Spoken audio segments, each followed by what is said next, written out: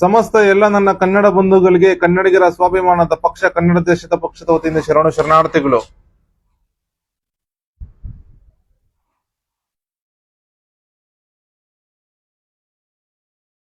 ನಮ್ಮ ಕನ್ನಡ ದೇಶದಲ್ಲಿ ಈ ಕನ್ನಡ ಚಿತ್ರರಂಗದಲ್ಲಿ ಈ ಕನ್ನಡ ಚಿತ್ರಗಳಿಗೆ ಬಿಡುಗಡೆ ಅವಕಾಶ ಇಲ್ಲ. ಇಂಥ ದಯನೀಯ ಸ್ಥಿತಿಗೆ ಬಂದಿರೋದು ಸಮಸ್ತ ಕನ್ನಡ ಬಂಧುಗಳ ದುರಂತನೇ ಸರಿ. ಇಂಥ ದುರಂತ ನಡೀತಾ ಇದ್ರು ಸರ್ಕಾರ ಕಣ್ಣು ಮುಚ್ಕೊಂಡು ಕೂತ್ಕೊಂಡಿರೋದು ಅದು ಇನ್ನು ಅತಿ ದೊಡ್ಡ ದುರಂತನೇ ಸರಿ.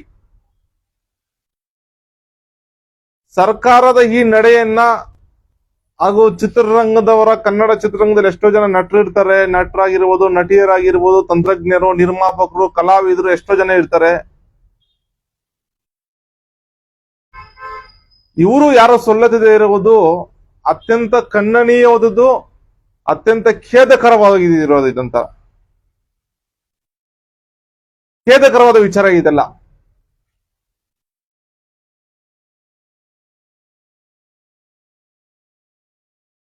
ವಿನೋದ್ ಪ್ರಭಾಕರ್ ಒಬ್ಬರ ನಟ, ಕನ್ನಡದ ನಟ. ಮಾದೇವ ಅಂತ ಒಂದು ಚಲನಚಿತ್ರ ತೆಗಿತಾರೆ. ಅದು ಒರಾಯನ್ ಮಾಲು ಅಥವಾ PVR ಮತ್ತೆ ಇಂತ ಒಂದು ಚಿತ್ರಮಂದಿರಗಳಲ್ಲಿ ಬೆಳ್ಳಿ ಪರದೆ ಚಿತ್ರ ಬಿಡುಗಡೆ ಮಾಡಕ್ಕೆ ಅವಕಾಶ ಮಾಡಿಕೊಡಲ್ಲ. ಯಾವ್ದೋ ಹಿಂದಿ ಚಲನಚಿತ್ರಗಳು ಯಾವ್ದೋ ಬಂದ್ರೆ ಅದಕ್ಕೆ ಅವಕಾಶ ಮಾಡಿಕೊಡ್ತಾರೆ. ನಮ್ಮ ಕನ್ನಡದ ಚಲನಚಿತ್ರಗಳು ತೆಗೆದಾಕ್ಬಿಟ್ಟು ಅವ್ರಿಗೆ ಅವಕಾಶ ಮಾಡಿಕೊಡ್ತಾರೆ. ಅವ್ರದ್ದು ಖಾಲಿ ಇದ್ರು ಆ ಚಿತ್ರಗಳು, ಪರಭಾಷೆ ಚಿತ್ರಗಳು ಯಾರು ನೋಡಿಲ್ಲನೋ ಅದಕ್ಕೆ ಅವಕಾಶ ಕೊಡ್ತಾವ್ರೆ. ಮತ್ತೆ ಇಲ್ಲಿ ಕನ್ನಡದ ಚಿತ್ರಗಳು ಓಡಿದ್ರು ಅದಕ್ಕೆ ಅವಕಾಶ ಮಾಡಿಕೊಡ್ತಾ ಇಲ್ಲ. ಈ ವಿಚಾರವಾಗಿ ಕರ್ನಾಟಕ ಚಲನಚಿತ್ರ ವಾಣಿಜ್ಯ ಮಂಡಳಿಗೆ ಹೋಗ್ಬಿಟ್ಟು ವಿನೋದ್ ಪ್ರಭಾಕರ್ ಅವರು ಕಣ್ಣೀರ್ ಹಾಕೊಂಡು ಪ್ರಶ್ನೆ ಮಾಡಿ ಇದೆಲ್ಲ ಮಾಡ್ತಾ ಇರ್ತಾರೆ. ವಿನೋದ್ ಪ್ರಭಾಕರ್ ಅವ್ರೆ, ಅಲ್ಲಿರೋದೇ ಕರ್ನಾಟಕ ಚಲನಚಿತ್ರ ವಾಣಿಜ್ಯ ಮಂಡಳಿಯಲ್ಲಿ ಇರೋರೇ ಒಬ್ಬರು ತೆಲುಗು ಅಧ್ಯಕ್ಷ, ಬಂದು ತೆಲುಗು ಭಾಷಿಕ. ಯಾವ ನ್ಯಾಯ ಸಿಗ್ಬೋದ್ರಿ ಅವರಿಂದ ನಿಮ್ಗೆ? ಮೊದ್ಲು ಅವ್ರು ಬದಲಾಯಿಸ್ರಿ. ಅಲ್ಪ ಸ್ವಲ್ಪ ಮಟ್ಟಕ್ಕಾದ್ರೂ ನ್ಯಾಯ ಸಿಗ್ಬೋದು ನಿಮಗೆ. ಅವ್ರು ಬದಲಾಯಿಸಕ್ ಪ್ರಯತ್ನ ಮಾಡಿ. ಅವನೊಬ್ಬ ತೆಲುಗು ಭಾಷಿಕ, ಅವನೊಬ್ಬ. ಯಾವ ನ್ಯಾಯ ಸಿಗ್ಬೋದು ಅವನಿಂದ?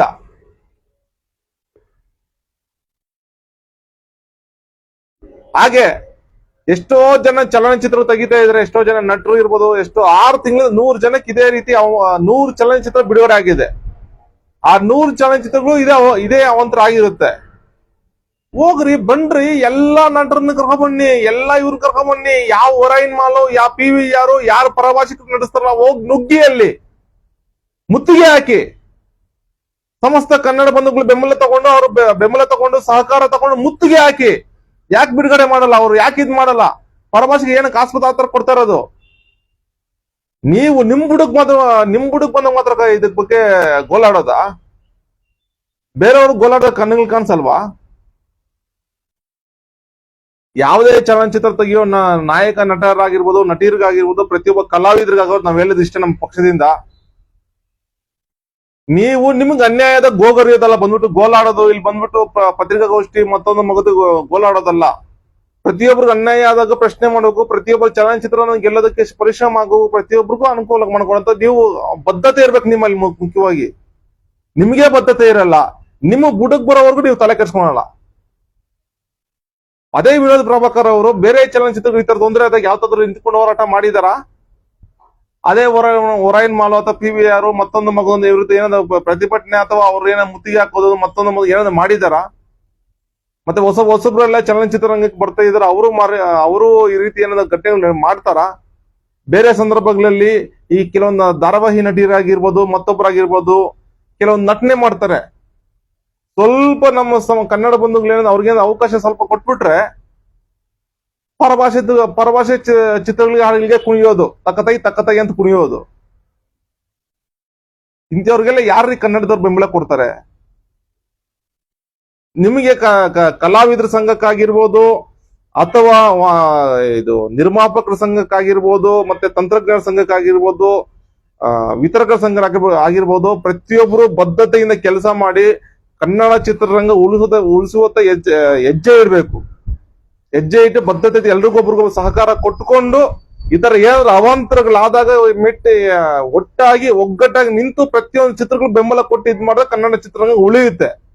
ನೀವೇ ಏನಂದ್ರೆ ಇದ್ ಮಾಡ್ಕೊಂಡು ಸುಮ್ಮನೆ ಮನೇಲಿ ಕುತ್ಕೊಂಡಿರೋದು, ಆಮೇಲೆ ನಿಮ್ ಚಲನಚಿತ್ರಕ್ಕೆ ಏನ್ ತೊಂದ್ರೆ ಆದಾಗ ಮತ್ತೆ ಕನ್ನಡಿಗರು ಸರಿ ಇಲ್ಲ, ಕನ್ನಡಿಗರು ಗುಬ್ಬಿ ಕೂರಿಸ್ತೀರಾ? ಕನ್ನಡಿಗರು ಏನ್ರಿ ಮಾಡಿದ್ರು ನಿಮ್ಮ ಅವಾಂತಗಳು ಇದ್ಕೊಂಡು? ಕನ್ನಡಿಗರು ಯಾರು ನಮ್ಮ ಸಮಸ್ತ ಕನ್ನಡ ಯಾರು ಪರಭಾಷೆ ಚಿತ್ರಗಳು ಬೆಂಬಲ ಕೊಡಲ್ಲ, ಪ್ರೋತ್ಸಾಹನ ಕೊಡಲ್ಲ. ಅವ್ರ ಮೇಲೆ ಯಾವುದೇ ಕಾರಣಕ್ಕೂ ನೀವೇನು ಆರೋಪ ಮಾಡೋಂಗಿಲ್ಲ. ಮೊದಲು ನೀವು ಕನ್ನಡ ಚಿತ್ರರಂಗದಲ್ಲಿರೋ ನಟರು ಸರಿ ಇಲ್ಲ, ನಟಿಯರು ಸರಿ ಇಲ್ಲ, ಕಲಾವಿದರು ಸರಿ ಇಲ್ಲ, ಮತ್ತೆ ನಿಮ್ಮಲ್ಲಿ ಏನ್ ಸಂಘಗಳು ಅವರು ಸರಿ ಇಲ್ಲ. ಇವರೆಲ್ಲ ನೀವೆಲ್ಲ ಒಟ್ಟಾಗಿ ಸೇರ್ಕೊಂಡು ಏನ್ ಮಾಡ್ಬೇಕು, ಕನ್ನಡ ಚಲನಚಿತ್ರರಂಗ ಗಟ್ಟಿಯಾಗಿ ಹೆಂಗ್ ಉಳಿಸ್ಬೇಕು, ಆ ಒರೈನ್ ಮಾಲ್ ಆಗಿರ್ಬೋದು, PVR ಆಗಿರ್ಬೋದು, ಮತ್ತೊಂದು ಮಗದ ಏನಿದೆ ಅವ್ರು ನೋಡ್ಸ್ಬಿಟ್ಟು ಸರಿ ನಾವು ಕನ್ನಡ ಚಿತ್ರರಂಗ ಉಳಿಸ್ತೀವಿ ಅಂತ ಬದ್ಧತೆ ನಿಮ್ಗಿರ್ಲಿ. ಈ ನಿಟ್ಟಿನಲ್ಲಿ ಕೆಲಸ ಮಾಡಿ ಅಂತ ಬಿಟ್ಟು ನಮ್ಮ ಪಕ್ಷದಿಂದ ನಿಮ್ಗೆ ಕರೆ ಕೊಡ್ತಾ ಇದೀವಿ. ಆಗಿದ್ರೆ ಮಾತ್ರ ನಮ್ಮ ಕನ್ನಡ ಧರ್ಮ ಉಳಿಯುತ್ತೆ, ಕನ್ನಡ ಚಿತ್ರರಂಗ ಉಳಿಯುತ್ತೆ, ಕನ್ನಡಿಗರು ಉಳಿತಾರೆ, ಕನ್ನಡ ದೇಶ ಉಳಿಯುತ್ತೆ.